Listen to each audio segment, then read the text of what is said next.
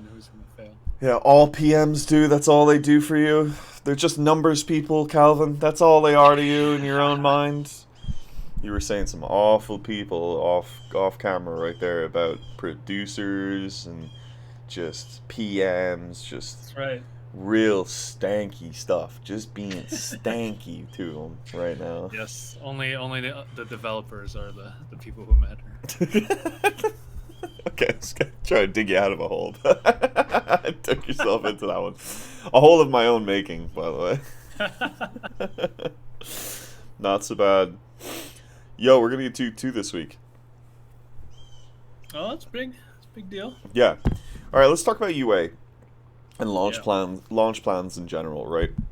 So, we have this interesting position for our mobile game where the game needs to get out, but we have a deadline. We're working to that deadline. It's the only deadline we actually that the team has, right? Or that company has right now. They have to work towards the deadline because the deadline is a national holiday that Uh, coincides with the game's theme, right? So the client wants the game to launch on the day that this thing happens, so that they can put on social posts and theoretically get better UA off of all of that, right? I swear, it's always those darn holidays that cause deadlines, like Yeah, half the time.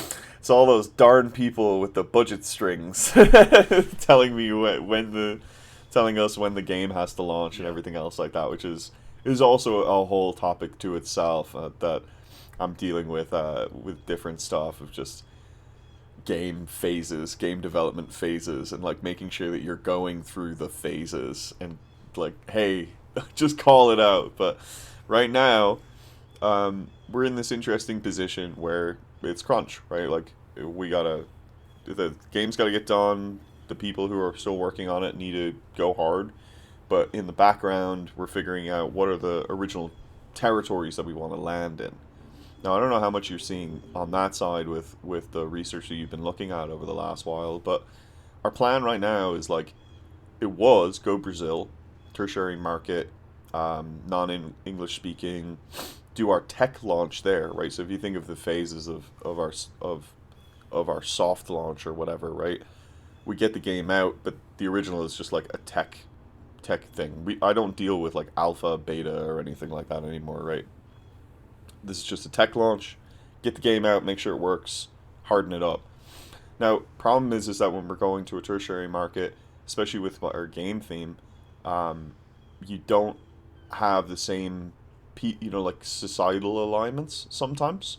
It's important to kind of figure that out too, because like, yes, does the game like resonate at all with that population or portion of the world? It's kind of important to like know, but that plus localization has meant that with a truncated timeline has made it so that we can't really like focus on that task, right? Like I can't.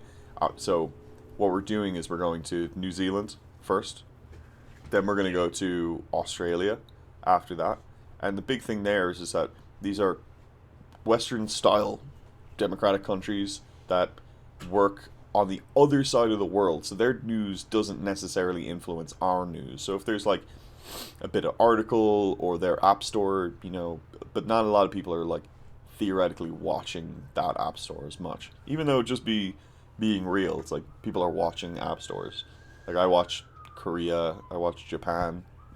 I have two different Apple accounts that I can just change into, and I have one for Canada too because Canada is usually like from everything I've seen, is like the last soft launch territory before you open up to the US, right? Right. Exactly. Before you global. And it's like plotting that pathway, right, around those English speaking countries that act more like Britain in effect, right? But are so far away that like if the game gets 1 star, we can fix it and it's not gonna break our global launch. But I'd say like other than plotting the plan for that, we don't have a whole lot in terms of like, hey, uh, what is our CPI? What is our LTV right now? What we have really static like numbers that we've just kind of come up with, but we know rough numbers of what we need to hit the numbers that we want to hit, which is important, right? You need to have something, but are those numbers like accurate to the real world? Like, no. So like, I don't know if you have anything on that side of just like, benchmarking these things, figuring out what your CPI possibly could be. No, totally. Yeah, and I'm gonna dumb down the conversation a little. So yeah, we're talking about user acquisition, and Thank you. that's totally fine. Because like I am a game designer, and I have not really looked at user acquisition. You need to get people to come play your game, and there's a lot of money involved. Yeah, can you define what is UA? You could probably do it better than me, but user acquisition is you're gonna need to get people into your game, and basically, the at like the most fundamental level. Okay, so you need to get people into your game via ads. You need Does it the need to ad. be via ads? What Oh, about guerrilla marketing? you know, for mobile, it's probably gonna be ads, but for if you're on PC, then you can. Personally, I do tend to find out a lot of games via Facebook, so that's still ads. So whether you're mobile Who's or even looking at Facebook these days? Who's even, Dude, I know I who's go there even for looking memes. this? I go there for memes. I don't even talk to anybody there at all. But yeah, the the idea that your game needs to look attractive at a fundamental level, that applies to everything. So everything we're going to talk about applies even to Steam. Um, so you want to cut down the cost of ads, and that basically means make it attractive and have a lot of curb appeal. And that's going to be compared to LTV, which is basically is lifetime value, which is how much your game makes money wise. So it's the cost of the ads, CPI, basically, versus LTV. So that's pretty much what we're going to be talking about. We're going to be talking about how to lower your CPI so you can run more ads at a cheaper rate, and that's it. Yeah. So I want to, and to back that up, right? So cost per install, the CPI, we get it. That's the cost that it takes to get a user into your game, right? Get them to go all the way through the funnel, from the advertisement to the landing page on either app store, to read through all of your stuff, click that download button, right? They have to get that, and then even better, the real like install data or whatever usually gets attributed once the player has booted the game.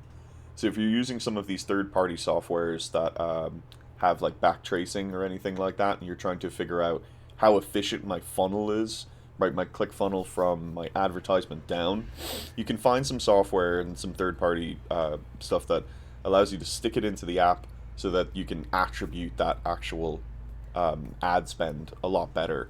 I can't think of any off the top of my head now, but like, I mean, there's a bunch. I think Kachava by itself just like has things like that, but then they're embroiled in a massive lawsuit right now, and so pick and choose your ad providers. Like, we'll see what happens. But yes, it is mostly ads, and LTV like just being the lifetime value of each individual user. So these are two extremely important numbers for game development, especially in mobile. If your cost per install is higher than the return, per user, right, your LTV, you are just losing money per user. You just know that you are not a profitable game. That's when you cut UA spend. That's when you're on bad life support, because you got to change something drastic, and that's hard, especially when you're in the wild. You've already done your big launch. You've got a couple of thousand players in, so you're like, all right, well, can't change the game up completely. I can't just make a new game and redo it. You're stuck with what you got, so you got to start adding and start trying to make something work, right? Get that number down. Extremely important. How do we do it, Calvin? Yeah, and that's the really unobvious thing to a lot of people who haven't dived into this part yet, which is if you have a game that's like on the precipice of failing, it's not just making a better design. That's like what you would think. It's also making it more attractive to a larger audience. So, yeah, what I've been doing, I've been listening to actually a podcast that revolves around UA, and it's such a relatively uninteresting topic that each episode gets like 100 200 viewers. That's not a knock on them. That's not a knock on them. This is obviously a very specific Yeah, subject. all of us over here with our fucking mate. If we get 19 views, it's like a great day. Right, exactly. Yeah, so Fuck I'm those not judging fucking at all. people. We're trying to catch up to these people with their few hundred views.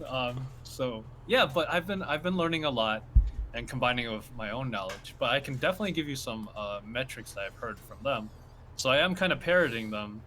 But for example, one of their benchmarks is if you can hit 5 impressions per daily active user per DAO, that's a gold standard for the for the industry right now. Ooh, that's kind of nice.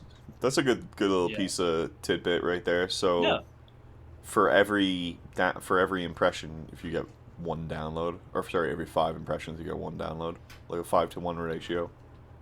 I think it's if you can show each user get them to click 5 times for an ad. Basically, I think that's kind of what that's going for. Get them to click like while in game. Yep. If they can click 5 rewarded ads or whatever per day, Oh, that's okay. that's a gold standard. So to optimize your Yeah. adver revenue, it's 5 a Yep. day. Okay. They said if you can get to 7 impressions, that's like really good. And to transcribe all this to more simpler terms. So yes, if you can get your player to hit an ad 5 times a day, which is kind of high. I mean, I do it in some games. I'll admit that. But I personally think that's kind of high. But basically, that would give you I think they said like an extra $1.20 per user. Jeez. So your LTV, whatever it is, let's just say it's $2.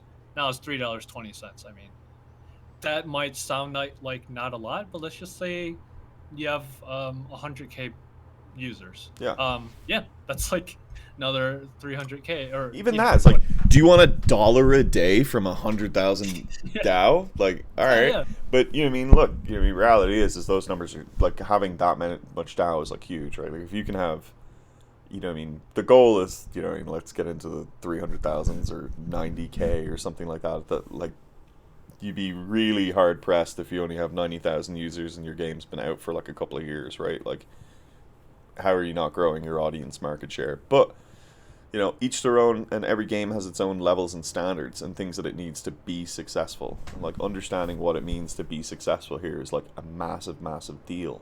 It's like, well, oh, cool.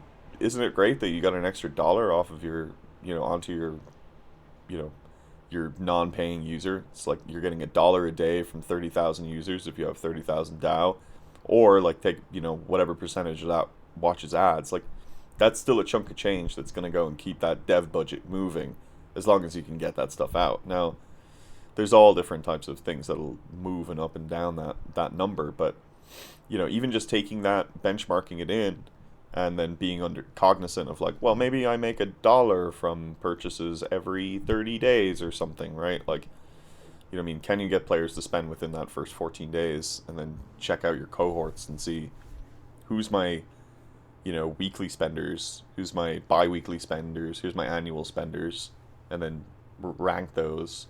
You can try to start getting an idea of like how much money are these individual groups going to spend. Like if you're spending, I mean, I just remember like we were looking at things like spending patterns being like a big deal. So it's like the games were always trying to get you to spend more, right? Inside of the app, and we would always we'd have pricing tiers. If we showed you a $5 ad and you bought on the $5, we'd give you a $25 ad, and then we'd say, okay, do you bite on that one? And if you don't bite on that one, then we bring it down to 15. And then if you bite on the 15, then we up you to 50. It was ridiculous. I love it. I love it. It's like game design, but in another way. I do think this is interesting. It's another type of systems design. Yeah, and not to harp, this is different than UA completely, but the last point is like, you're never giving anybody like less value. You're always giving them extreme value for their money. So the point is just like a constant accelerator of people saying, I've already spent on this, and this was already great and powerful, so I'm just going to spend on the thing that gives me way more of that then too. Like, so that's like a big problem in IAP design. People do those things, and then they do $20 for the same thing that you were selling me for $5, and it's like, we know. Yeah. Like, I saw that ad, or I saw that pop up 3 weeks ago. Like, not really great, but Yeah. So one thing I want to, so you don't, I don't, you should only talk about what you can talk about here. But like, do you have that? I guess those sorts of benchmarks, like how many impressions do you want to get a day? And a follow up question is, man, do you expect to get like 5 ad impressions a day? Again, to me, that seems relatively high. Even though in some games I do watch 5 ads a day. so the ads a day thing, like players watching incent ads is what we call them, right? Incentivized advertisements. Yeah, players will sit there and watch those all day. Like, you could put 10 or 15 in front of some players, and they'll be like, yeah, I'm gonna totally do it. Like, absolutely. 5 to 7 is actually sort of like kind of a reasonable number if the player's Okay. engaged and playing. Uh, I mean, the bigger thing is optimizing around where the player's seeing that, right? So if you have a game that's only shows ads on fail states as like life, saver preventers, then all of a sudden you have a situation where the player needs to actually get into a fail state to be able to do that. If they have a if you have a casual game where the fail state is not as apparent, or not something that you necessarily want the player to run into, consistently, they may not even run into 5 fail states within the time. So what you do is you compact everything into one level or one individual time by bumping the difficulty and making some of those things really hard. Bubble Pop gameplay does this a lot, right? Where they actually telegraph it now to players. They didn't used to do that. But Candy Crush used to have this moniker of the hard level. And players knew that this level is Ah, hard. And later iterations, they get told that with a skull and crossbones. There's things that teleprompt the player that, no, no, no, this level is death. But every level up to that was actually kind of easy. And that's the interesting thing of the sine curve of difficulty within Bubble Pop. It's like easy, easy, easy, medium, hard, hard level. Really got to edge it out, right? You got to get on the right side of RNG. You got to get everything right. And then once you complete that level, every player knew, oh, easy, easy, easy, medium, hard again, right?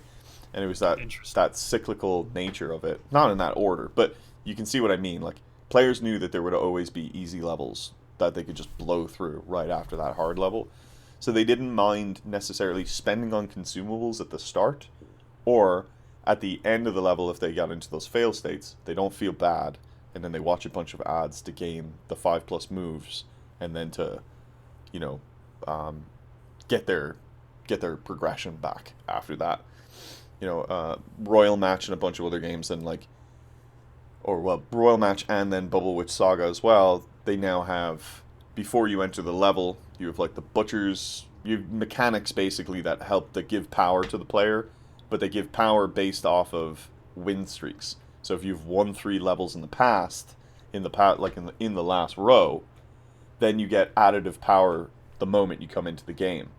Now that's huge because when you're on a That's hard level or you're trying to push for progression, you don't want to lose that perk of being good, right?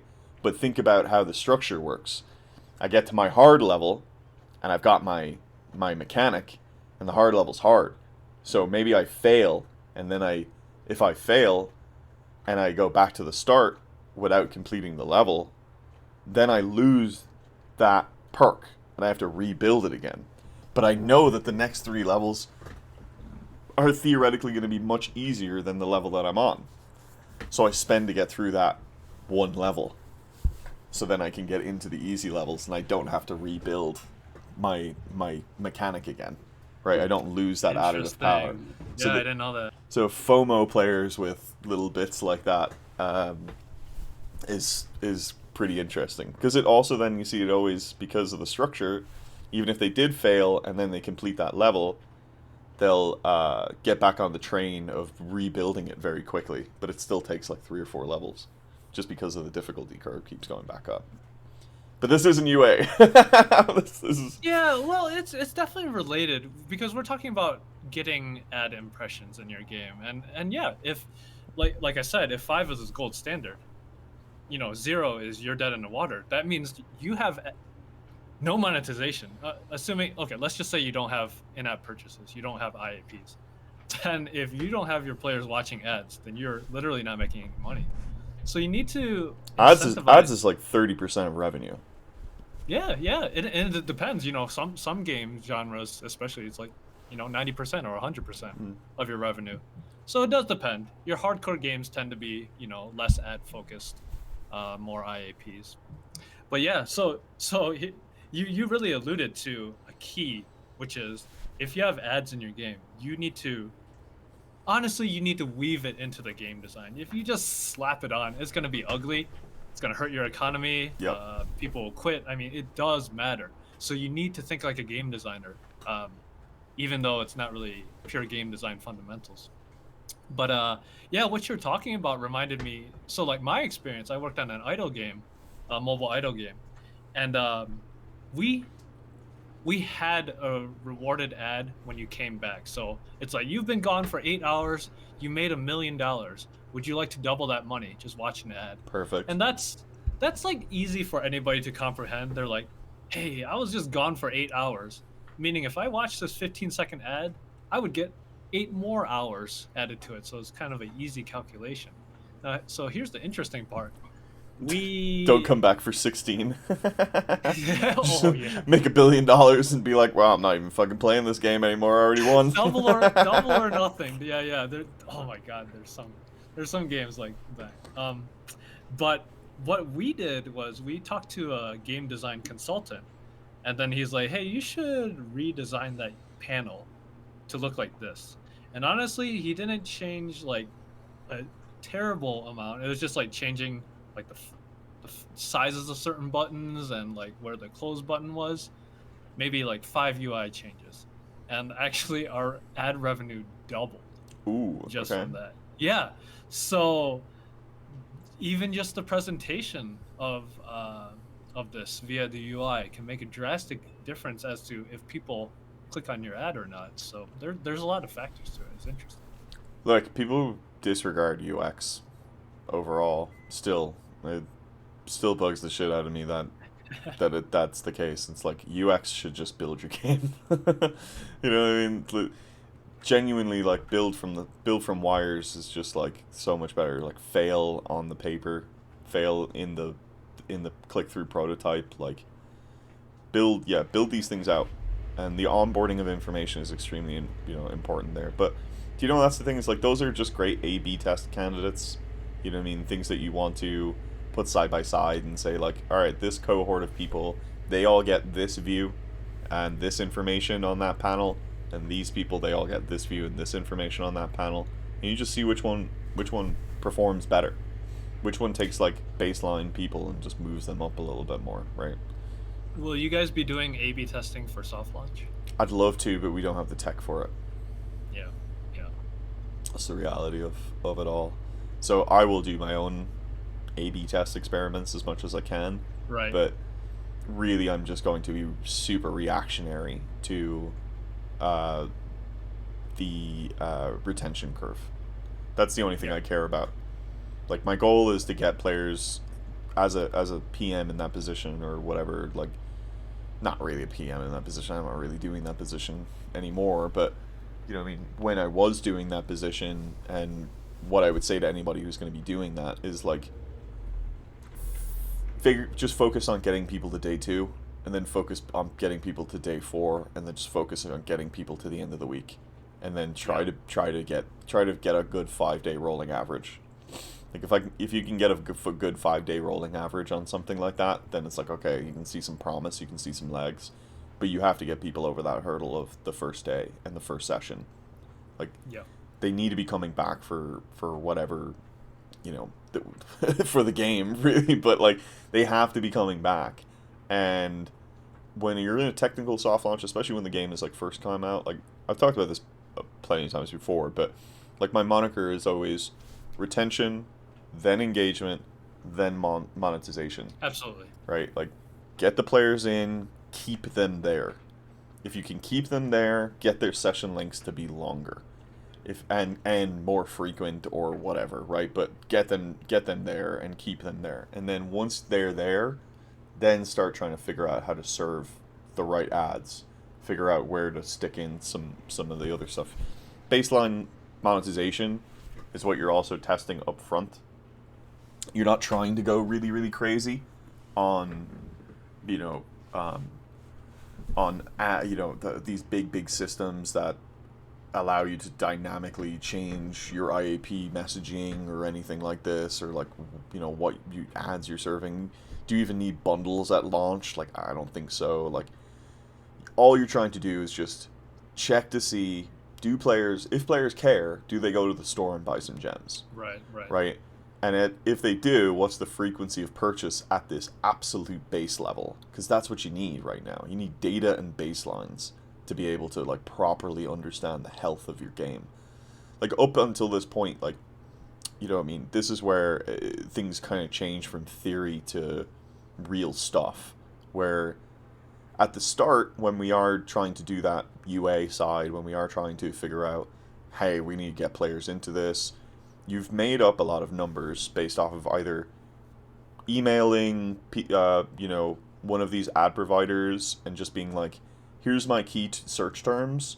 What would be the cost to advertise on this day or for this amount of time? So that's what I was told. Now, I was told that by people who had direct lines to the ads people, right? Like they worked directly with them in, from that marketing side. So that's all they would do. They would just email their reps and they would just go from there. We don't necessarily get access to all of that stuff, but I still think that's there's some relationship path there that indies aren't exposed to. That's not apparent, right? Of like, how do you actually get a benchmark for that number? Because otherwise you can just say like, well, I ran some ads beforehand and the cost per install was blah. We can get into strategy for that as well, but I'll try and wrap this point up. I'll try to wrap this point up, but now I've totally forgotten pretty much where I was at. But Take your time. Oh, help me. No. Okay. It's fun, but fuck me. It was a long night. I was up till 2 a.m. last night with a girlfriend. We were watching fucking movies and shit. It was so stupid, but you gotta be prepping for the podcast. Oh my god, man. Yeah, absolutely. I ran out of coffee too at an inopportune time. But no, you just need to. Once you start getting those real numbers in, that's when you start like taking those and start bunging them into your spreadsheet and really seeing the health of your game. Like you need to start like taking those, like figuring out, okay, like from an absolute baseline, how much money is this game making? Like where is my levels, so that I know whenever I go and add new changes in later on, I can actually measure the impact between those two things. That was the big point that I was trying to get to. Apologies, anybody who was actually listening to that fucking a disheveled man with a fucking meth scratch post on his fucking face. That's not really. It's not really. Sean. I had a bad skin day. Yeah, eventually we'll have so much production value we're gonna have makeup on before we.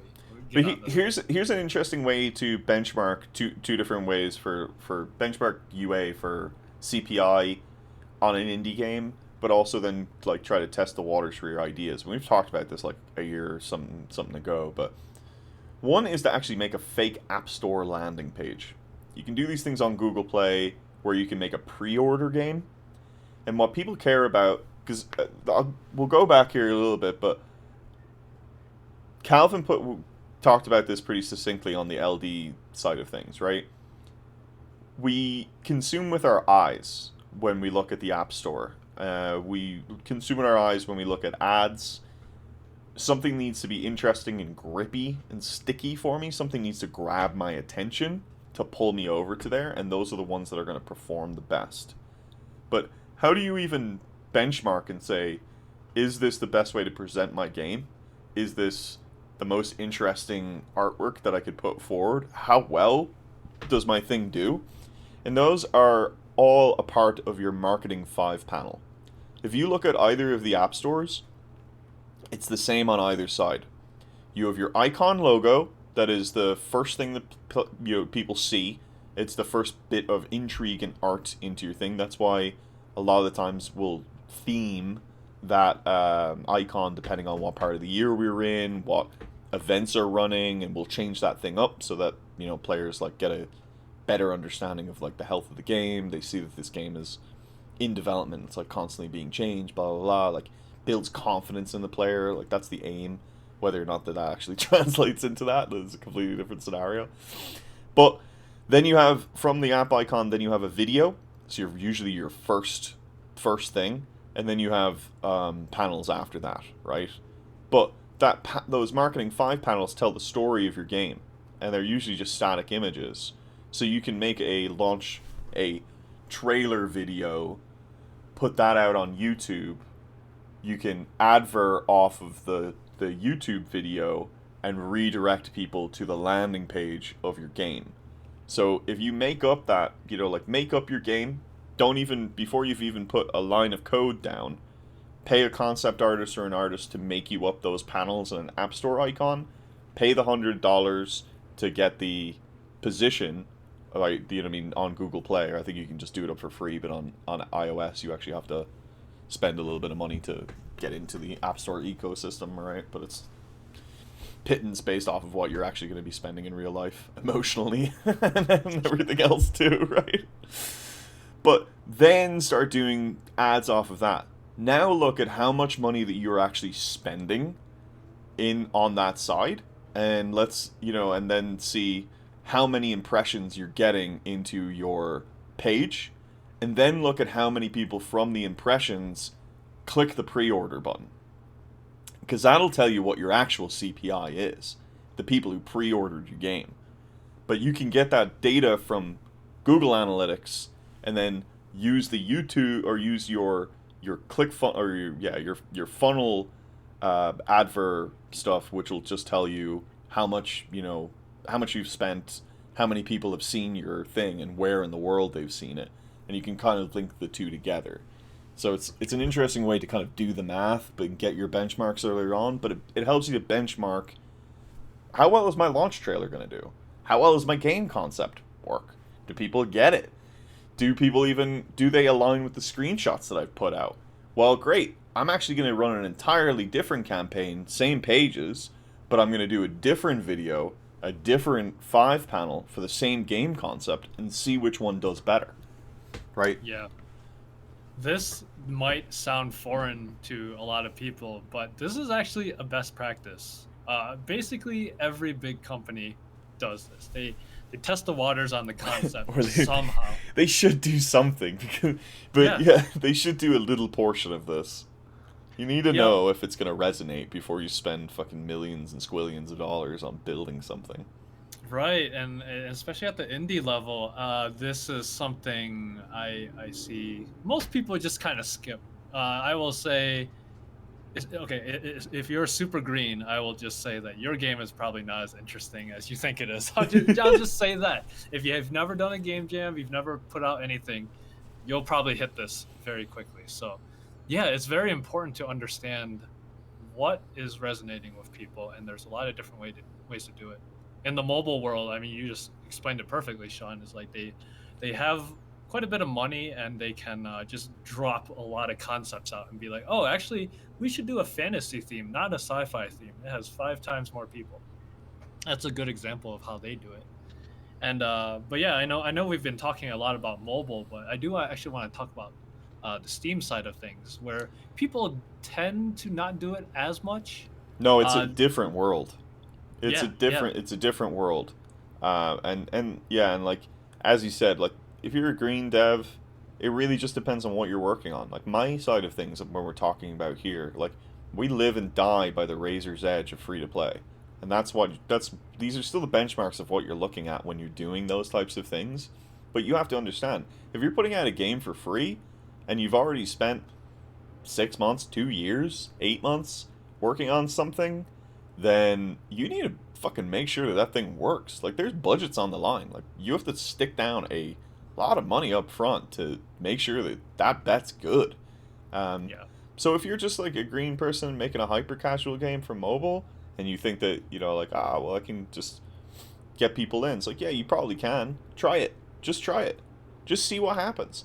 Make something in a week, stick it out there on Google Play, and just start buying some ad space for it. And just Right. see how well you can kind of optimize that side of things, and how much you're spending, and just get used to it. Because, somebody does do that. That is a job. It's not my job. It's not usually my job. Yep. But, you build up some sort of, knowledge about some of these things over the years, Yes, right? exactly. But Steam is so different, dude. Yeah. I'd love to hear how you make estimates, but I'll quickly give mine because this is what I just started doing this yesterday. I'm gonna share my screen, so we'll blow it up.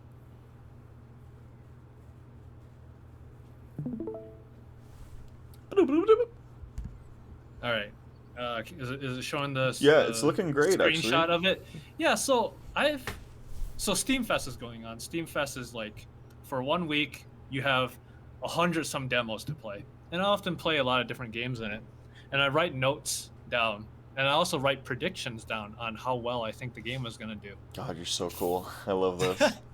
Finally, I'm like, all right, Google Doc is not a good place to do this. Let's do this in a spreadsheet so I can easily see my predictions versus how well it did.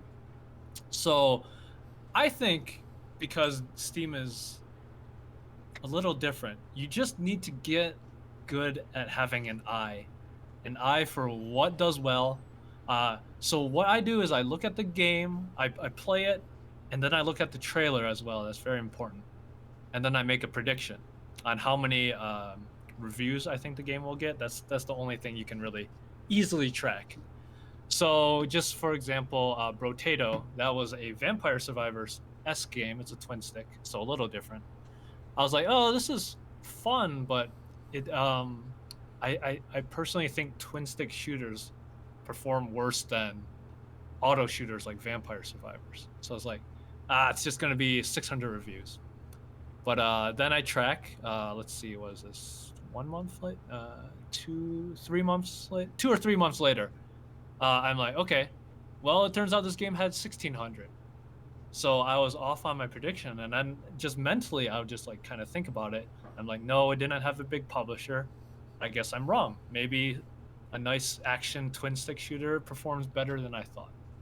So maybe I might reconsider how my own game plays as a result. So you make predictions, you see how you're performed, and then you just adjust. Like what makes a game work, what makes it doesn't work. And the trailer is important. It's not just gameplay. Trailer is very important. So look at those things and just adjust. I love this. The interesting thing is that there's some funny math that people have figured out with Steam based off of, like, Jesus, what is this now? They've been able to estimate like 5-year downloads, like trends, based off Wow. of the positive score and the amount of reviews that a game has gotten. Yeah, exactly. And had some decent, consistent like math to it. If the best place I've ever found to get data for a Steam game is Steam Spy. It's still not the best place in the world because Steam's Rep. analytics is really, really locked down. But there is some interesting math from that guy. I don't want to say his name. It begins with an S. I want to say it's Sergey or something like that, but I don't want to say that. He has a Patreon. Go look at it. He's got a website. Maybe we'll link it in the description below or something like that. But it's a fascinating article just about how to look at prediction trends, just based off of like the launch. Just the basic information that's on the page. But the thing is, I would say it's the difference between user acquisition in PC or like Steam or something like that to mobile is like the players are all in that ecosystem together on Steam. So when these festivals come up, being present at the festivals, making sure that you have the right, stuff there, but it kind of lives and dies off of your game. a little bit more than it does on mobile. It's like mobile, yeah, we can take things, we do a lot of predictions up front, we figure out like what do players actually want to play, and we kind of have a good idea of what we know will work before we've even made it. You know what I mean? Obviously, you find left or right, but you have some confidence that like players are going to play your game. A lot of time in PC, we're just like, yeah, I want to make a game about potatoes and vampires. like, Yeah, like fuck yeah, all right, cool. Like, will that work as a concept? Like, maybe. All right, well, like, right. let's see how well you can execute on it. But it's crazy at how well one placed ad in that space can do for you, and those ads are usually like somebody else playing your game on YouTube, right? Somebody big picks up your game on Twitch. And they're just like, hey, you're $5 and this is kind of interesting and I just need something to play right now. It's like, all right, cool. But yeah, mechanically it goes off of the back of your game then at that point, right? Yeah, the game, PC and Steam does work via word of mouth a lot more than mobile. Yeah. But yeah, we were talking about CPI and lowering CPI to make it basically making your game more attractive.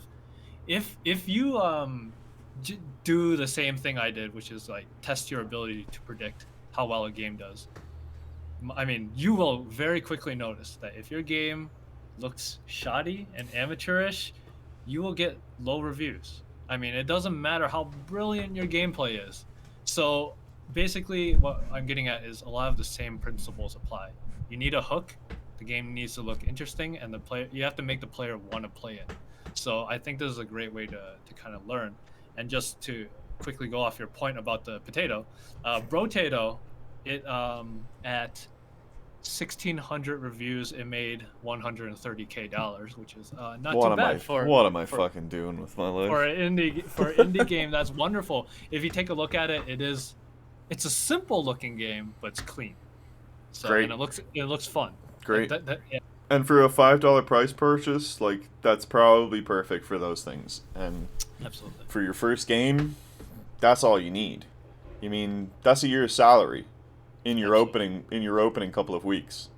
Like, hey, you just paid back your entire dev budget. Hey, all those times you were just eating ramen and just being like, why did I quit my job? And like, to follow this stupid potato game I fucking hate and I'm having nightmares about.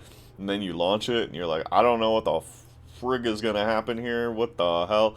And then you all of a sudden start seeing the reviews roll in, and then you start seeing that PayPal balance like light up a little bit, and you're like, that's the dream. All right.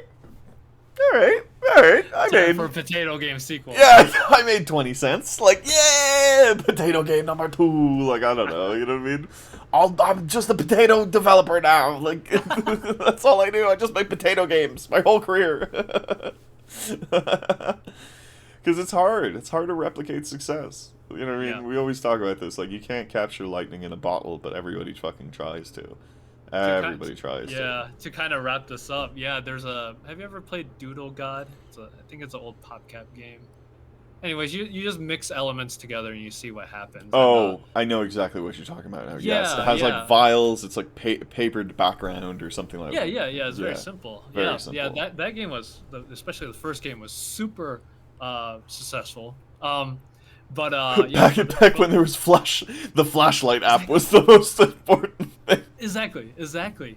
For Steam Fest, they have this new one, Doodle God Universe, and it's just like I was looking through their backlog. They made like 20 some Doodle God games. So it's exactly what you said. It's like they just keep making these because that's all they know how to do, and they all fail.